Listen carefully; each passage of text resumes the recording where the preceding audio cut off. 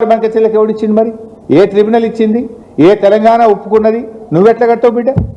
ఇది మాకు ఉమ్మడి ఆంధ్రప్రదేశ్లో కేటాయించబడినటువంటి అప్పటికే నిర్ణయించబడినటువంటి ప్రాజెక్టులనే నువ్వు వ్యతిరేకిస్తున్నావు.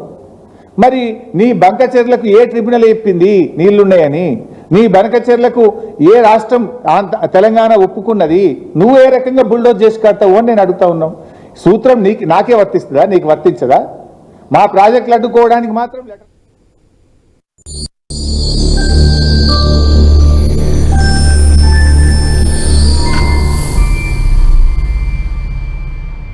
మీ ఇంట్లో పెళ్లి చూపులు చూస్తున్నారా? కాపు మ్యాట్రిమనీ ద్వారా చూడండి. ఇది కాపు సమాజానికి ప్రత్యేకమైన నంబర్ 1 మ్యాట్రిమనీ సేవ.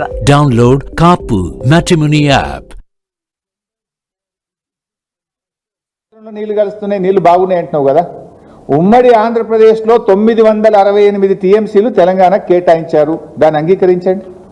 దాన్ని వ్యతిరేకిస్తూ కేంద్ర ప్రభుత్వానికి రాసిన లేఖలు అన్నీ కూడా విత్డ్రా చేసుకోండి. గోదావరి నది మీద తెలంగాణ కట్టిన ప్రాజెక్టులను వ్యతిరేకిస్తూ మా సీతమ్మ సాగరో, సమ్మక్క సాగరో, మా కాళేశ్వరమో, మా తుమ్మిళ్లనో అనేక ప్రాజెక్టులను వ్యతిరేకిస్తూ ఉత్తరాలు రాశారు. ఆ ఉత్తరాలన్నీ ఫస్ట్ విత్డ్రా చేసుకోండి. Point number 1. Point number 2, Godavari tribunal మరియు కృష్ణా ట్రిబ్యునల్, 2 ట్రిబ్యునల్ కూడా ఏం చెప్పినాయి? గోదావరి నది నీళ్లను కృష్ణా నదికి మళ్లిస్తే నాగార్జున సాగర్ పై భాగములో అంటే తెలంగాణకు నీళ్లు ఇవ్వాలని ట్రిబ్యునల్ అవార్డు ఉంది. ట్రిబ్యునల్ అంటే it is law of the land, supreme court తీర్పుకు సమానమైనటువంటిది. ఆ ట్రిబ్యునలే చెప్పింది ఆనాడు పోలవరంలో 80 టీఎంసీలు మళ్లిస్తే 45 నాగార్జున సాగర్ పైన, 21 కర్ణాటక, 14 మహారాష్ట్ర.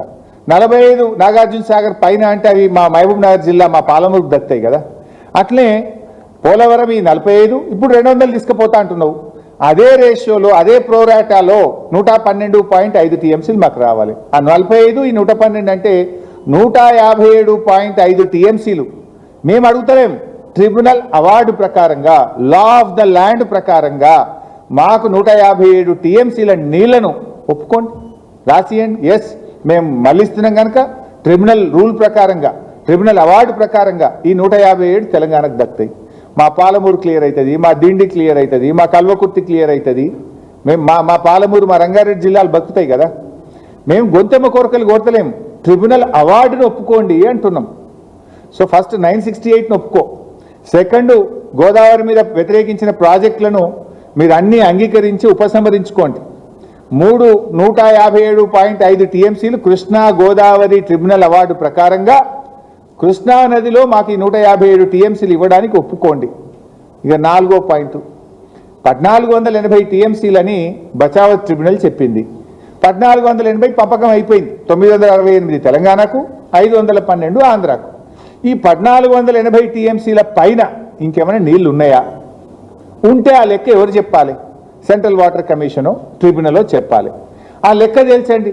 1480 టీఎంసీల మీద ఇంకా గోదావరిలో నీళ్లు ఉన్నాయా లేవా అని లెక్క తేల్చి, ఆ ఉన్న దాంట్లో గదే ప్రోరాటా 65-35 ప్రకారంగా పంచుకుందాం. ఆ ఎన్ని నీళ్లు ఉన్నాయో లెక్క వస్తే 65-35 ప్రకారంగా తెలంగాణ నీళ్లు తెలంగాణకి ఇవ్వండి, మీ 35లో నీ ఇష్టమనే కట్టుకో. ముందు లెక్క తేల్చాలి కదా. లెక్క తేల్చకుండా నేను కడతా అంటే తెలంగాణ ఊరుకోదు. మా హక్కులు తేల్చాలి. ఎందుకంటే ఇవాళ ఎట్లా మాట్లాడుతుండ్రు? ప్రాంతీయ విద్వేషాలు రెచ్చగొడుతుండ్రు అని మాట్లాడుతుండ్రు.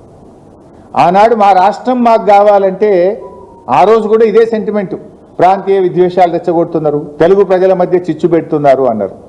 మా తెలంగాణ మాకు కావాలంటే కొట్టిన డైలాగే ఇవాళ కూడా అవే డైలాగులు కొడుతుండ్రు. ఏమని? మేము ఏమడిగినాము? గోదావరి నదిలో మా వాటా ఏందో మాకు కావాలి. 1480 టీఎంసీల మీద వరద జలాలు, మిగులు జలాలు అసలు ఉన్నాయా? ఉంటే తెలంగాణ లెక్కెంత, ఆంధ్రప్రదేశ్ లెక్కెంత, మాకు పక్కకు పెట్టుండ్రి అంటే ప్రాంతీయ విద్వేషాలు రెచ్చగొడుతుండ్రు అంటుండ్రు.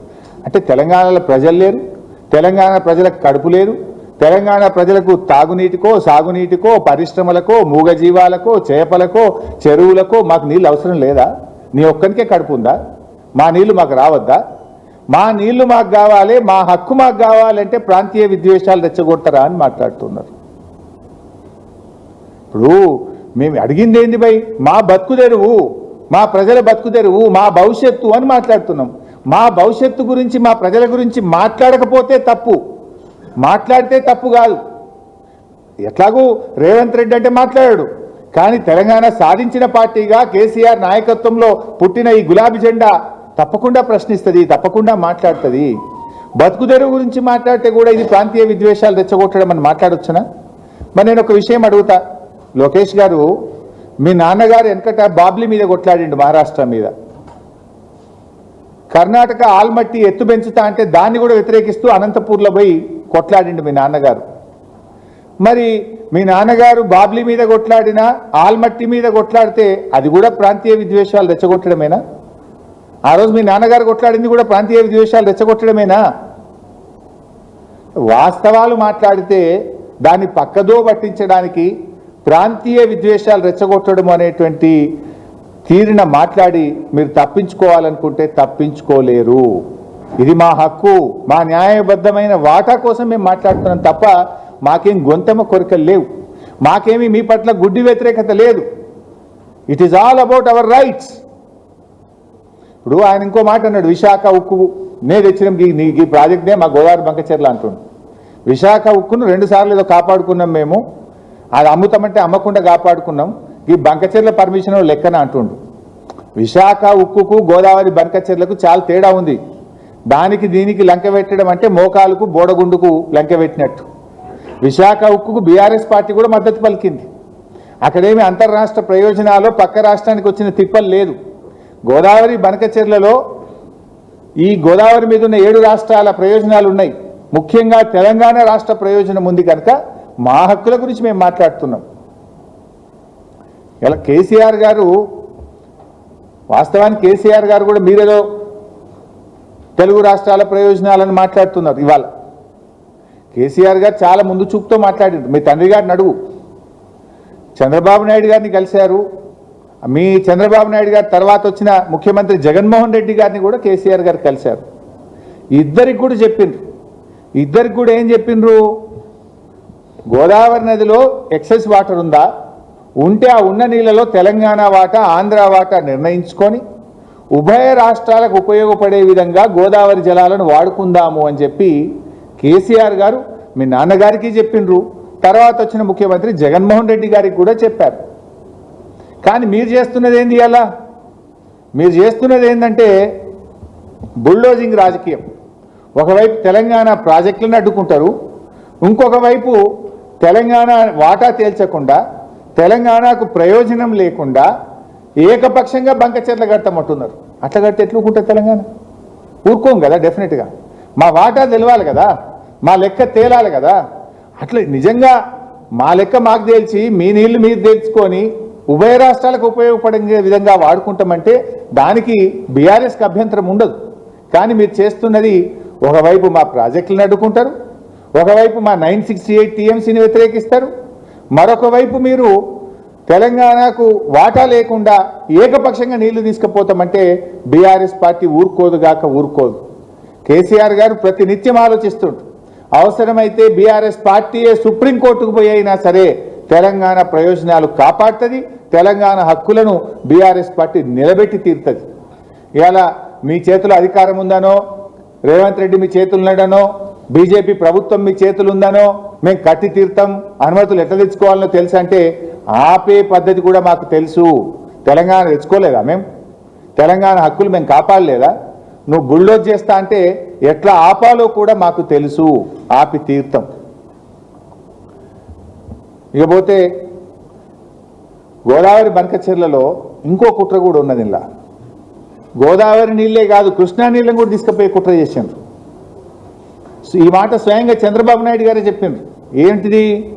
నాగార్జున సాగర్ కుడి కాలువ 0 నుంచి 80 కిలోమీటర్ వరకు కుడి కాలువ సైజును 2 అంతలు చేసి కృష్ణా నదిలో ఇప్పుడు నీళ్ళు వస్తున్నాయి కదా, ఆ నీళ్లను కూడా మళ్లించకపోయి బొల్లేపల్లి రిజర్వాయర్లో 150 టీఎంసీల రిజర్వాయర్ కడతాం, అందితే కృష్ణా నీళ్లు, అందకపోతే గోదావరి నీళ్లు, 2 నదులను కబ్జా పెట్టమని కుట్ర చేసింది. ఈ విషయాన్ని చంద్రబాబు నాయుడు గారే చెప్పిండ్రు. గోదావరి బనకచెర్లలో భాగంగా కుడి కాలువను డబుల్ సైజ్ చేసి మేము కృష్ణా నది నీళ్ళని తీసుకుపోయి బొల్లేపల్లి రిజర్వాయర్ నింపుకుంటాం, కృష్ణా నీళ్ళు లేకపోతే గోదావరి నీళ్ళు ఆవట్టుకపోతాం. ఇప్పుడు కడతారు, రేపు రైతు